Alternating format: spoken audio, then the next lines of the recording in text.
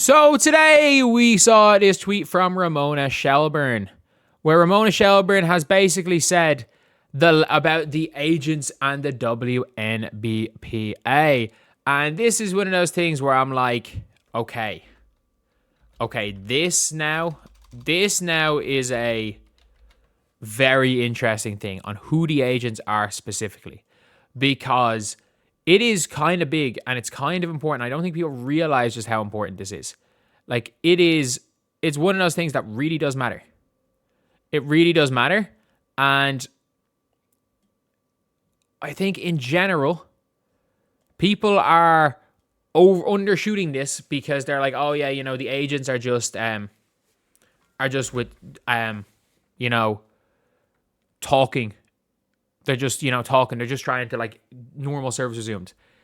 The letter was signed by 9 prominent agents, which is, again, Breanna, Steward, and Paige Bueckers' agent. You also have Erin Kane, who is... What the hell happened there? Sorry. You have Erin Kane, who is Caitlin Clark, Fee Collier's agent, which is an interesting one, considering they are the unrivaled agents.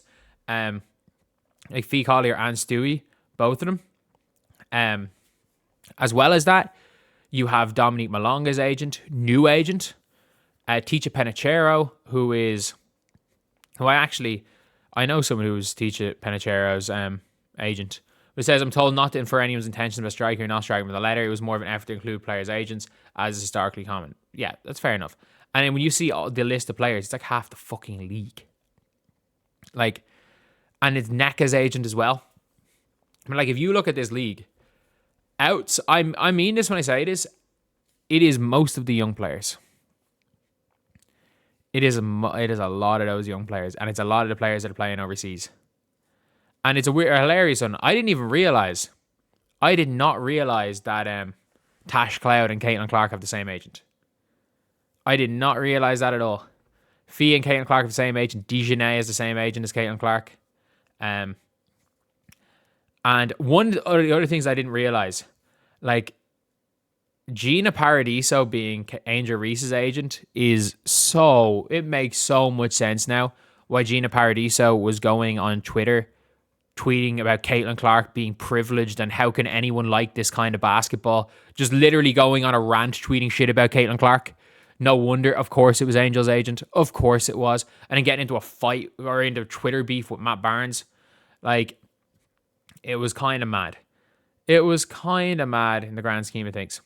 That being said, you've got an agent for Ileana Rupert, Lana Smith, Malonga, Bree Jones, John Quell Jones, Alyssa Thomas, Nicole McCanny, Jade Melbourne, Janelle Salon, Kayla Charles. So this is almost entirely an agency of people who've played overseas.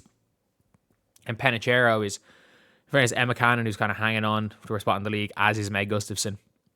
Anya Were and Elisa Peely is too. These are agents that cover half the damn league. It is one of these, someone says, yes, this is the group that will, a lot of star players, will see the biggest increase in salaries. Groups outside deals depends on the season. Everybody depends on this season. Like, I think everybody realizes they depend on the season. They don't care. Can anybody doesn't block the ask where some bench players are represented, some aren't. Like, it's literally just the specific agents. I think some players are bad agents. Like, I mean this when I say this in the WNBA. I'm not going to give any specifics, but some players have really bad agents. Like, they've got agents that I'm like, that are barely like should hit the qualification to be a professional agent. Like, if you guys don't know, there are tests you have to do. There's like a minimum standard you have to do to clear FIBA agency. Some that are like can barely like qualify. And like, if you guys don't know, it is not difficult in any way to become a FIBA agent. You just do a course. Like, as somebody who has had to deal with some good ones, some not so good ones. There are some good, genuinely good FIBA agents. There are some horrific ones, absolutely horrific ones. But that being said, like, this is an interesting one, who the agents are. And of course it's Erin Kane. Of course, any agent worth a damn for their client is going to want to see the CBA. Because let's be real. I don't know how much the I think there's when it comes down to the union, there are people in the union that will gladly burn it all down. It seems like there are people in the union. There are players that would gladly burn it all down. We've heard as much from a lot of the players in Unrivaled that are talking about how they don't actually need in any way to a WNBA season because they can just go and stay in Unrivaled. At their fine, it's not like a necessary. It's like, oh yeah, it'd be good to have a season, but like, if there's no season, it's fine. We can stay in Unrivaled. And you know that is the attitude from the vets. And look, the agents getting involved, and it also, Annie Constable's article was very telling, because what she said was I actually thought was very, very telling, because she said in hers that the agents offered their assistance to the union in getting a deal done. It's very clear that, look, these agents represent these players, and what they represent these players as athletes. They know that you cannot pitch a WNBA player to a brand if they're not a WNBA player. They know how much more difficult it is to go to a shoe company and pitch a unrivaled player over pitching a WNBA player. They know that. They're smart. They know that.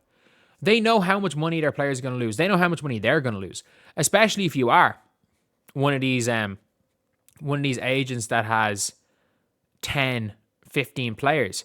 Like, you're only taking a small cut.